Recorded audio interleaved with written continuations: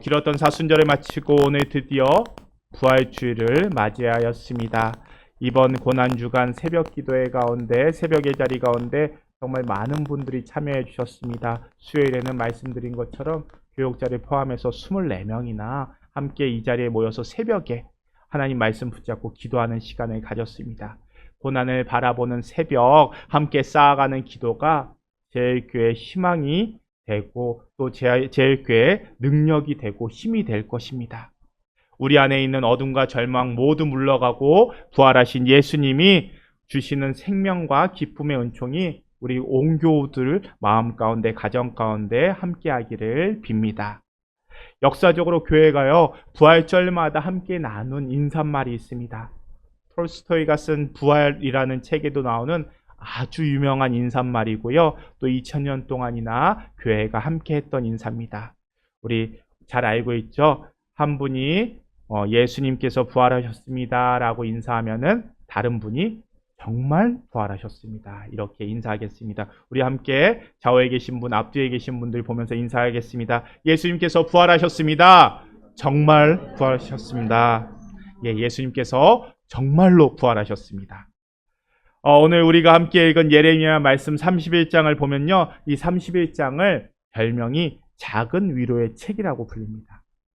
그런데요, 예레미야 31장이 참 독특한 모습을 담고 있습니다. 그것은요, 이 말씀이 북왕국 이스라엘에게, 북이스라엘에 대한 회복의 선언이기 때문입니다. 생각해보면요, 예레미야 어디 선지자입니까? 남유다 선지자입니다. 그런데 남유다 선지자가요, 북이스라엘에게 회복의 말씀을 전합니다. 특별히 2절 3절 말씀, 오늘 2절 3절 말씀 함께 읽어볼까요? 여호와께서 이같이 말씀하시니라. 칼에서 벗어난 백성이 광야에서 은혜를 입었나니 곧 내가 이스라엘로 안식을 얻게 하러 갈 때라. 여쪽에 여호와께서 나에게 나타나사 내가 영원한 사랑으로 너를 사랑하기에 인자함으로 너를 이끌었다 하였노라. 아멘. 자, 2절에서요, 칼에서 벗어난 백성, 이 칼에서 벗어난 백성들이요, 전쟁에서 살아남은 북왕국 이스라엘 사람들을 가르치는 말입니다. 그러니까 남유다보다요 150년 전이나 150년 전에 멸망해버린 이 북왕국 이스라엘을 뜻합니다. 이미 망해버려서 시간이 지나도 150년이나 지나버린 이 북이스라엘 사람들, 남은 사람들 어떤 모습으로 살아가고 있겠습니까? 그들이 광야에서 고통을 겪으면서 이미 잊혀지고 더 이상 회복할 여지가 없는 이 희망조차도 잊어버린 모습일 겁니다. 그런데 하나님께서는요, 이 죽은 것과 같은 사람들에게, 이 죽은 것과 같은 이스라엘 사람들 기억하시고 잊지 않으시고 회복시키신다 말씀하십니다. 3절 말씀처럼요, 죽은 것 같은 북이스라엘 사람들 잊지 않으시고요, 그 시간 넘어서, 그 죽음을 넘어서 영원한 사랑으로 일으키시겠다 말씀하십니다. 그러니까 이스라엘을 부활시키겠다 말씀하시는 겁니다. 그리고 그러한 부활은 예수님을 통해서 확증하여 갑니다. 그러면 우리로 하나님께서 부활케 하시는 이유가 무엇이겠습니까? 3절 노란색 부분 보세요. 내가 영원한 사랑으로 너를 사랑하기에 부활시키겠다는 겁니다. 그러니까 우리에게 부활의 능력을 주시는 것은 하나님이 우리를 사랑하시기 때문입니다. 오늘 읽은 신약의 말씀에서도 나오듯이 처음 예수님의 부활을 경험한 사람의 이야기가 나옵니다. 예수님의 부활을 처음으로 경험했던 사람 누굽니까? 막달라 마리아입니다. 막달라 마리아는 갈릴리에서 예수님을 만난 뒤로 줄곧 예수님을 따라다녔습니다. 집도 버리고요, 가정도 포기하고 예수님 따라다녔습니다. 심지어는 예루살렘까지 따라왔고요, 예수님께서 십자가를 지신 골고다까지 따라왔습니다. 이러한 모습에서 마리아가 얼마나 예수님 믿고 의지했는지 생각해 볼 수 있습니다. 그녀는 자신의 모든 것을 다 바쳐서요, 예수님 따랐습니다. 그런데 그런 예수님이 죽었습니다. 그녀가 겪은 실망감을 어떻게 다 표현할 수 있겠습니까? 마리아는 예수님 같은 분을 죽음으로 몰아넣은 세상에 대해서 실망했을 겁니다. 결국 힘이 가진 사람이 승리하는 세상, 그래서 돈과 권력만을 쫓는 세상, 그런 세상에 대해서 마리아가 절망합니다. 예수님은 그런 세상을 바꿔보려고 노력했지만 세상은 결국 그런 예수님을 죽게 만들었다는 사실에 마리아도 이제는 포기할 수밖에 없었습니다. 예수님이 가난하고 힘든 사람에게 주셨던 희망도 허망한 것이 되어버립니다. 예수님과 함께 새로운 세상을 꿈꾸었지만 결국 십자가의 죽음은 이제껏 꿈꾼 모든 것들을 다 물거품으로 만들어버립니다. 그런 허탈한 심정으로 마리아는 무덤을 찾아옵니다. 무덤에 있는 예수님 시신 보러 왔습니다. 그런데 무덤이 비어 있었습니다. 마리아는 그 빈 무덤을 보고 울기 시작합니다. 예수님이 죽은 것도 슬픈데 시신마저도 사라졌으니 그 슬픔이 더 커졌을 겁니다. 죽은 예수님이 살아나셨을 것이라고는 상상하지도 못했을 겁니다. 그런 일은 한 번도 경험하지 못한 일이기 때문입니다. 그래서 부활하신 예수님이 곁에 서 있는데도 알아보지 못합니다. 예수님이 동산지기인 줄 알고 예수님의 시신이 있는 곳 알려달라고 이야기합니다. 그때 부활하신 예수님께서 마리아의 이름을 부르십니다. 우리 16절 말씀 함께 읽겠습니다. 예수께서 마리아야 하시거늘 마리아가 돌이켜 히브리 말로 라비 하니 이는 선생님이라는 말이라. 마리아야. 자신을 부르는 예수님의 음성을 듣고 마리아는 비로소 정신을 차립니다. 그리고 앞에 있는 분이 예수님이라는 것을 깨닫게 됩니다. 볼 수 있게 됩니다. 그는 사람들에게 가서 내가 주를 보았다 전합니다. 내가 주를 보았다. 다시 살아나신 예수님을 만났다. 외치고 전합니다. 이 확신에 찬 증언이 마리아와 이 소식을 들은 사람들의 삶을 변화시켰습니다. 오늘 제일교회는요, 입교 예식 거행합니다. 부활절에 입교식을 행하는 이유는요, 입교가 부활을 경험하는 자리이기 때문입니다. 죽은 것 같은 내 삶에 하나님이 내 삶에 새 생명 주시고 새롭게 다시 살게 하십니다. 다시 살리십니다. 무엇보다 입교는요, 막연히 그리스도인이 되는 자리가 아니라 하나님께서 내 이름을 부르시는 자리입니다.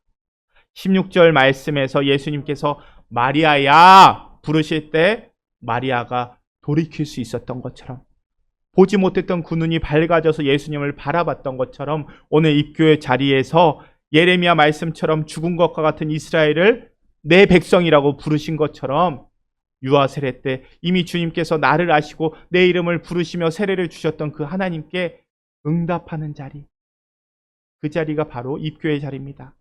시신을 찾으러 간 무덤에서 부활하신 예수님께서 부르시는 마리아야 라는 이름을 들었을 때 마리아는 절망에서 헤어나올 수 있었습니다. 마리아는 예수님이 부르시는 그 이름을 들었을 때 부활을 경험하게 됐고 새로운 확신과 믿음을 갖게 되었습니다.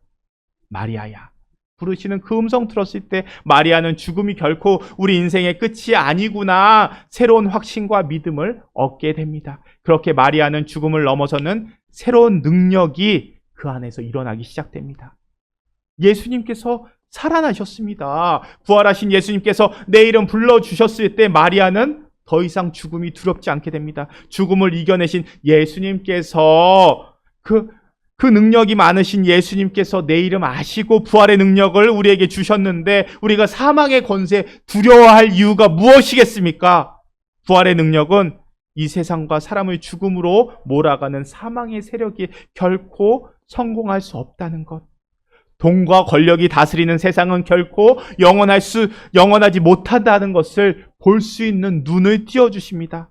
가난 때문에, 죽음 때문에 우리는 세상을 더 이상 두려워할 필요가 없다는 것을 확인시켜 주셨습니다.